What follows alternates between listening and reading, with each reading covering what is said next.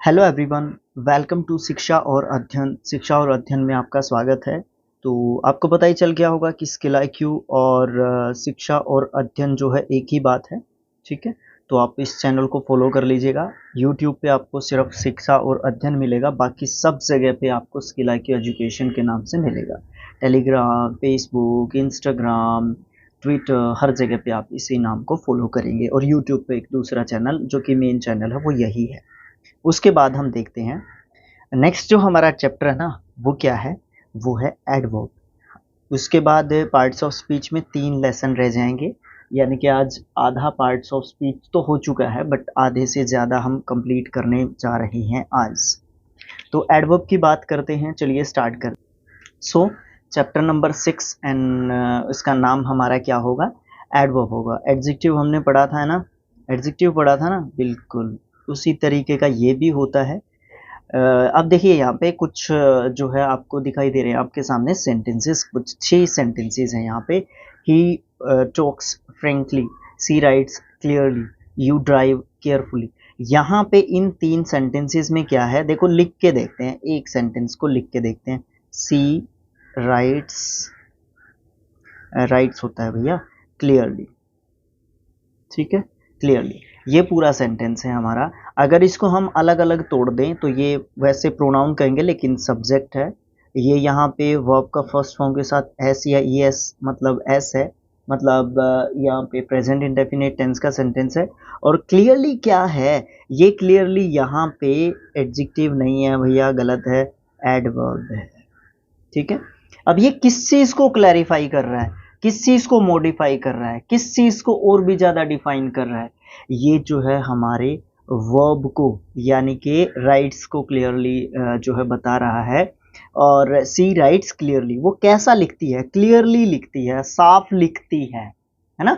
ये इसको तो नहीं क्वालिफाई कर रहा, नहीं बिल्कुल भी नहीं, वर्ब को क्वालिफाई कर रहा है। तो सबसे मेन चीज क्या है, जो हमारा एडवर्ब होता है वो वर्ब को मेनली क्वालिफाई करता है, लेकिन इसके अलावा वो जो है एडजेक्टिव को भी क्वालिफाई करता है, वो सब्जेक्ट को भी कर देता है, वो किसी दूसरे एडवर्ब को भी कर देता है, या फिर वो ग्रुप ऑफ वर्ड्स को भी कई बार क्वालिफाई करता हमें दिखता है। तो ये हमारा जनरल सा एक इंट्रोडक्शन रहेगा किसके बारे में, एडवर्ब के बारे में।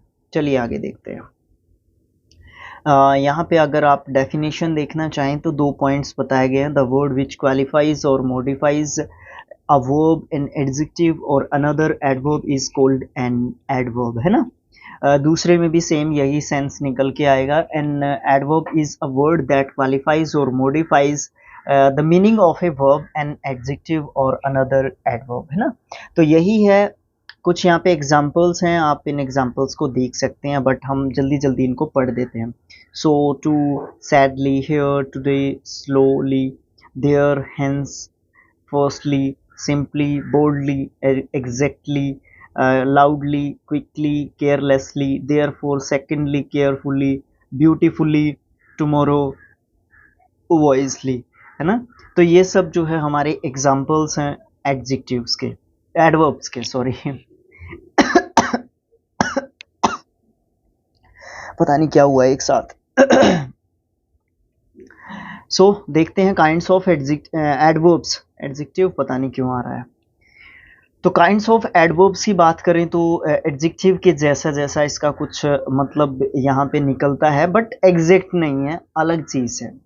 देखें, एडवर्ब ऑफ टाइम निकलता है, एडवर्ब ऑफ फ्रीक्वेंसी होता है, एडवर्ब ऑफ प्लेस होता है, एडवर्ब ऑफ क्वांटिटी और डिग्री होता है, एडवर्ब ऑफ मैनर होता है, एडवर्ब ऑफ अफर्मेशन या पॉजिटिव या नेगेटिव वाला, एंड नेगेशन होता है, adverb of reason, adverb interrogative adverbs, relative adverbs. ये यहाँ पे कुल टोटल जो है इसके 9 टाइप्स या काइंड्स जो है यहाँ पे एडवर्ब्स के होते हैं। तो वन बाय वन जो है इनके बारे में हम स्टडी करते हैं, देखते हैं कि क्या होते हैं ये।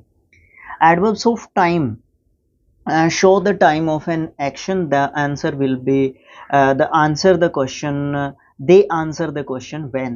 कहने का मतलब क्या है कि जो एडवर्ब ऑफ टाइम होता है इसमें हमें टाइम यानी कि समय के बारे में पता चलता है। ऐसे वर्ड्स जो जिनसे हमें किसी भी एक्शन के होने का समय जो पता चलता है, टाइम के बारे में पता चलता है, किसी भी एक्शन के उन वर्ड्स को हम जो है क्या कहेंगे, एडवर्ब ऑफ टाइम कहेंगे। और जब हम इनका जो है आइडेंटिफाई कैसे करें, how to identify an adverb of time, या सभी में इसी तरीके की चीज आएंगी कि हम इस एडवर्ब को या इस पर्टिकुलर वर्ड को हमने ये पहचान लिया कि ये एडवर्ब है, बट कौन से टाइप का एडवर्ब है ये कैसे पहचाने, इसके लिए हम स्टडी कर रहे हैं, इसी के लिए हम यहाँ पे पढ़ रहे हैं। ओके, तो यहाँ पे एडवर्ब ऑफ टाइम की बात करें तो ये टाइम के बारे में बताता है। सेकेंडली ये जो है आंसर देता है एक क्वेश्चन का जो कि व्हेन से पूछा जा सकता है, और व्हेन का मतलब होता है कब, कब मतलब हम टाइम के बारे में पूछते हैं। ओके, देखिए ये कुछ ऐसे वर्ड्स हैं जो एडवर्ब ऑफ टाइम जो है होते हैं, इनको आप पढ़ के देख लीजिएगा। व्हेन के वर्ब के साथ व्हेन क्वेश्चन वर्ड लगा के हम क्वेश्चन पूछते हैं तो आंसर हमें क्या मिलेगा, जो भी आंसर हमें मिलेगा पर्टिकुलर जो वर्ड होगा जो क्लैरिफाई करेगा हमारे आंसर को जो हम व्हेन से पूछते हैं, वो वर्ड हमारा क्या होगा, वो वर्ड हमारा एडवर्ब होगा। जैसे कि he will go to school tomorrow, तो मैं अगर क्वेश्चन पूछना चाहूँ तो विल गो व्हेन मतलब जाएगा कब, तो कब जाएगा, टुमारो, तो टुमारो इस सेंटेंस में क्या होगा, एडवर्ब ऑफ टाइम। तो सबसे पहले तो वो एडवर्ब ढूंढना सीखना चाहिए, वो बहुत ज़्यादा जरूरी है। ओके, तो इसी तरीके से हम जो है ढूंढ सकते हैं। सेकंड बात करते हैं adverb of frequency. Adverbs of frequency show how often या हाउ मेनी टाइम्स और how frequency and action take place. They answer the question how often और how times करके जो हमें आंसर मिलेगा, वो जो आंसर होगा या आंसर जो वर्ड होगा हमारा, वो क्या होगा, एडवर्ब ऑफ फ्रीक्वेंसी होगा। अब हिंदी में भी इसको समझना जरूरी है। ओके, यही तो हमारा उद्देश्य होता है कि हिंदी भाषी बच्चों को भी समझ में आए चीजें। एडवर्ब ऑफ फ्रीक्वेंसी जो है हमें ये बताता है कि कोई भी चीज किस समय कितनी फ्रीक्वेंसी है किसी चीज की, या कितनी बार कौन सी चीज हो रही है, या कोई भी एक्शन कितने समय में हो रहा है, उसको हम कितनी बार होते देख रहे हैं, या किस तरीके से, तरीका तो मतलब मैनर हो जाएगा, एडवर्ब ऑफ मैनर हो जाएगा, बट उसकी फ्रीक्वेंसी क्या है ना, ये चीज जो है हमें देखने को मिलती है अपने एडवर्ब ऑफ फ्रीक्वेंसी में। और यहाँ पे हम क्या करते हैं, कुछ जो एडवर्ब्स होते हैं कुछ इस तरीके के एडवर्ब ऑफ फ्रीक्वेंसी होते हैं। उसके बाद हमें जो है इसमें आंसर किसका मिलता है, जब हम हाउ ऑफन या फिर हाउ मेनी टाइम्स इस करके जो है हम क्वेश्चन पूछते हैं, उसका जो आंसर मिलेगा ना हमें, वो एडवर्ब ऑफ फ्रीक्वेंसी मिलेगा। एग्जाम्पल के तौर पे अटेंड्स हाउ मेनी ऑफन, तो यहाँ पे रेगुलरली दे दिया। पूरा एग्जाम्पल पढ़े तो ही अटेंड्स क्लासेस रेगुलरली, ये यहाँ पे पूरा हमारा सेंटेंस है, ये सब्जेक्ट हो गया, ये वर्ब हो गई, ये जो है हमारा क्या हो गया, ऑब्जेक्ट हो गया, और ये फिर हमारा एडवर्ब हो गया। ठीक है, तो उसने मतलब कितनी बार वो प्रेजेंट रहा है क्लास में, रेगुलरली रहा है, तो इसका आंसर क्या आ रहा है, रेगुलरली आ रहा है। तो रेगुलरली पहली बात तो ये है कि एक एडवर्ब है, दूसरी बात ये है कि ये एडवर्ब ऑफ फ्रीक्वेंसी है। क्या है ये, एडवर्ब ऑफ फ्रीक्वेंसी। ओके, इस तरीके से हम पहचान सकते हैं एडवर्ब ऑफ फ्रीक्वेंसी को। सारे एग्जांपल्स हम क्यों नहीं पढ़ रहे हैं, सारे एग्जांपल्स हम इसलिए नहीं पढ़ रहे कि आप लोग भी पढ़ेंगे ना, और फिर इसी में एग्जांपल्स में ही पढ़े जाएंगे अगर हम पूरा टाइम, तो वीडियो बहुत ज़्यादा लंबा हो जाता है। पहले ही लोग कम पसंद करते हैं ऐसे, मतलब जब भी लंबे वीडियोस जाते हैं ना, उनको लोग बहुत कम पसंद करते हैं। तो ये भी जो है एक वन ऑफ द रीजंस आप जो है इसको गिन सकते हैं। ओके, तो अभी देखिए नेक्स्ट है adverb of place. Adverbs of place indicate when, where or at what place an action is performed। मतलब कि adverb of place से हमें ये बात का आंसर मिलता है या इस बात का पता चलता है कि हमारा जो काम है ना वो कहाँ पे हुआ है, पर्टिकुलरली किस प्लेस पे हुआ है। इससे हमें कुछ प्लेस के बारे में जानकारी मिलती है, स्थान के बारे में जानकारी हमें एडवर्ब ऑफ प्लेस जो है देता है। कुछ एडवर्ब ऑफ प्लेस आपकी स्क्रीन के ऊपर हैं, आप इनको आइडेंटिफाई करें या मेमोराइज करें। बहुत सारे होते हैं, क्योंकि आप कितने मेमोराइज करेंगे, पहचानना सीख जाएंगे तो नथिंग इज इम्पॉसिबल। अगर आप पर्टिकुलर किसी वर्ड को याद करने जाएंगे तो वो जो है बिल्कुल भी सही बात नहीं है। वर्ब्स के साथ वेयर अगर लगा के हम क्वेश्चंस पूछें तो जो भी हमें आंसर्स जो हमें मिलेंगे वो जो है किसके रूप में हमें मिलेंगे, एडवर्ब ऑफ प्लेस के रूप में मिलेंगे। जैसे कि प्लीज़ कम हियर, अगर मैं इससे क्वेश्चन पूछने लग जाऊं कम हियर, तो कहाँ कम वेयर मतलब कहाँ से आए हो आप लोग, मतलब हियर मतलब यहाँ से आए हैं या वहाँ से आए हैं ना। तो इस तरीके से जब हम बताते हैं यहाँ वहाँ कहाँ, इस तरीके के जो जवाब जो है हमें देने होते हैं तो वो जो है हमारे क्या होते हैं, एडवर्ब ऑफ प्लेस होते हैं। बात करते हैं नेक्स्ट जो एडवर्ब ऑफ डिग्री और क्वांटिटी होता है। Adverbs of degree indicate the degree of an action or an adjective or an adverb. They answer the question how much or in what degree or to what extent. कहने का मतलब क्या है कि adverb of degree जो है हमें इस बात के बारे में बताते हैं कि जो हमारा काम हुआ है, जो एक्शन हुआ है, वो कितने डिग्री हुआ है, वो मतलब वो कितना काम हुआ है, ठीक है। उसके बारे में हमें जो है इंडिकेट करते हैं जो वर्ड्स, वो हमारे क्या होते हैं, वो हमारे एडवर्ब ऑफ डिग्री या फिर क्वांटिटी होते हैं। इसमें सबसे ज़्यादा मच जो है काम करता है, ओके। तो इसमें सबसे ज़्यादा काम मच करता है। तो यहाँ पे उसी से रिलेटेड क्वेश्चन जो है पूछे जाते हैं जब हम वर्ब के साथ हाउ मच या इन व्हाट डिग्री या फिर टू व्हाट एक्सटेंट में अगर क्वेश्चन पूछेंगे वर्ब के साथ लगा के, तो हमें जो आंसर जो है मिलेगा तो वो आंसर क्या होगा हमारा, एडवर्ब ऑफ डिग्री या क्वांटिटी, ओके। जैसे कि टी इज रादर हॉट, है ना। तो हॉट हाउ मच मतलब कितनी हॉट है वो, कितने डिग्री हॉट है वो, रादर बहुत ज़्यादा हॉट है, ठीक है। बहुत कह सकते हैं, बहुत ज़्यादा तो नहीं कह सकते। जैसे कि the cow is most useful, तो यूजफुल टू व्हाट एक्सटेंट मतलब कितनी यूजफुल है काउ, मोस्ट यूजफुल है, ओके। तो ये कह सकते हैं। तो मोस्ट यहाँ पे क्या हो जाएगा, एडवर्ब ऑफ क्वांटिटी या फिर डिग्री जो है उसकी होगी। उससे हमें पता है क्या होता है, जनरली हमें उससे ये सेटिस्फेक्शन मिल जाता है कि जो कोई भी चीज़ है ना वो हमारे लिए कितनी यूजफुल है, या उस चीज़ की इम्पोर्टेंस पता चल जाती है। किसी भी तरीके से हमें उसके बारे में कुछ एक्स्ट्रा फैक्ट या उसकी जो इम्पोर्टेंस होती है ना किसी भी चीज़ की, पर्सन की, वो हमें जानने को मिल जाती है। उसको हम एडवर्ब ऑफ डिग्री और क्वांटिटी कहेंगे, ओके।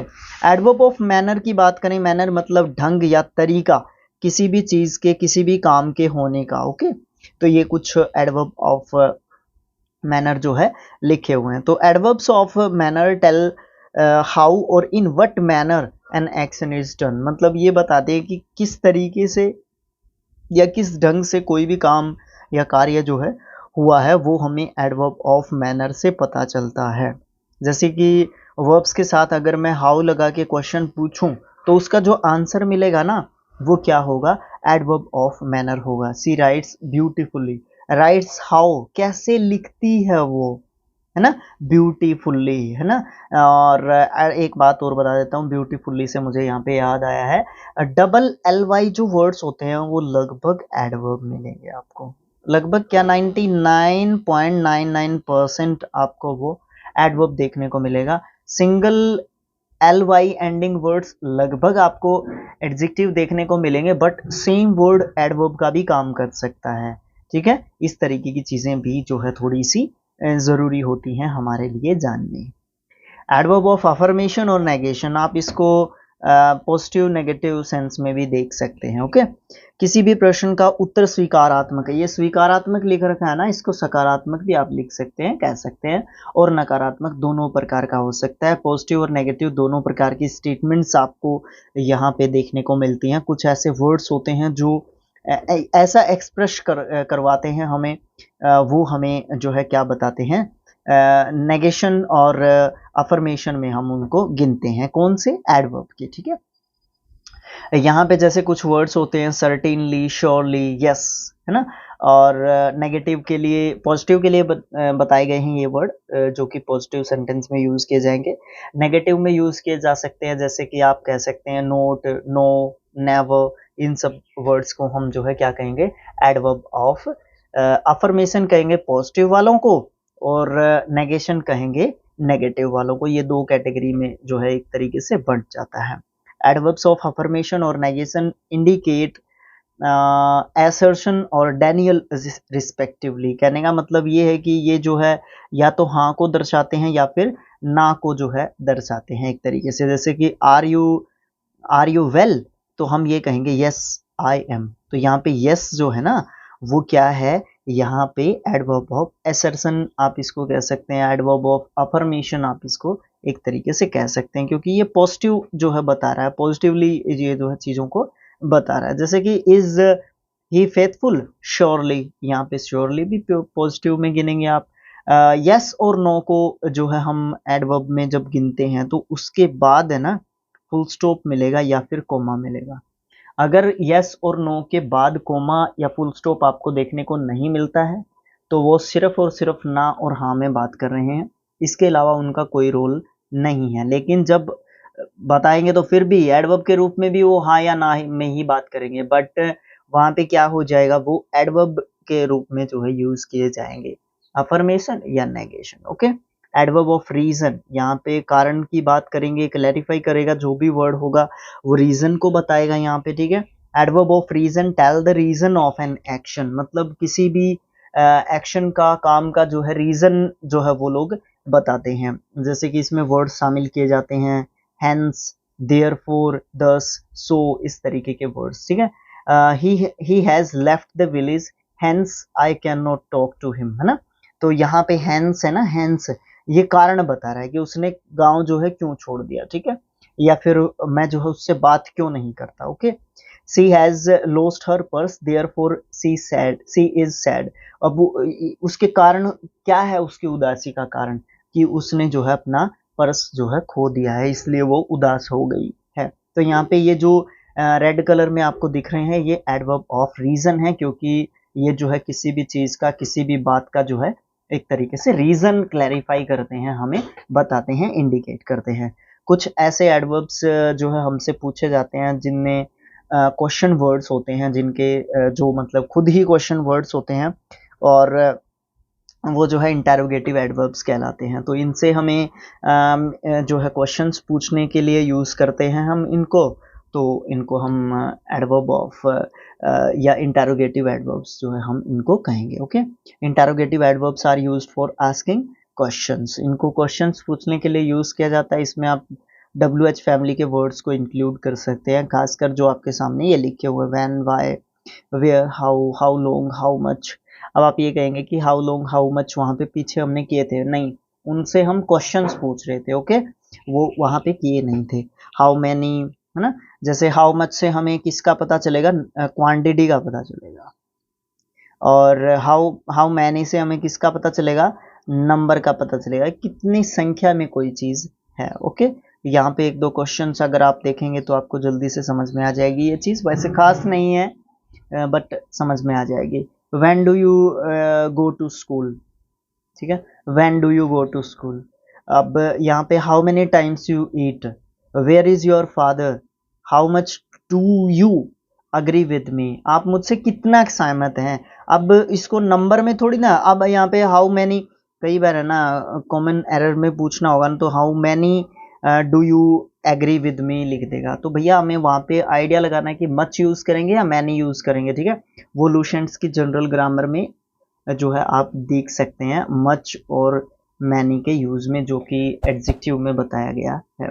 बात करते हैं लास्ट की, जो कि हमारा रिलेटिव एडजेक्टिव एडवर्ब है, सॉरी एडजेक्टिव अभी तक याद आ रहा है। Relative adverbs modify the verbs following them, जो भी फॉलो करती है या जिस भी वर्ब को वो फॉलो करते हैं उसको वो क्या करते हैं, एक तरीके से मॉडिफाई करते हैं। एट द सेम टाइम, और उसी दौरान वो क्या करते हैं, ज्वाइन कर रहे होते हैं टू सेंटेंसेस टुगेदर, दो सेंटेंसेस को एक साथ जो है वो जोड़ रहे होते हैं। सेम वर्ड्स को यूज किया जाता है जो हमारे किसके लिए यूज किए जाते हैं, क्वेश्चन पूछने के लिए यूज किया जाते हैं। सेम उन्हीं वर्ड्स को हम जो है एडवर्ब, इंटेरोगेटिव एडवर्ब्स भी कहते हैं और रिलेटिव एडवर्ब्स भी कहते हैं, क्योंकि वो एक सेंटेंस को दूसरे सेंटेंस से रिलेट करते हैं, कनेक्ट करते हैं, उस समय पे कंजंक्शन का काम कर रहे होते हैं। ओके, एग्जैक्टली कंजंक्शन नहीं कह सकते बट उनको, ओके।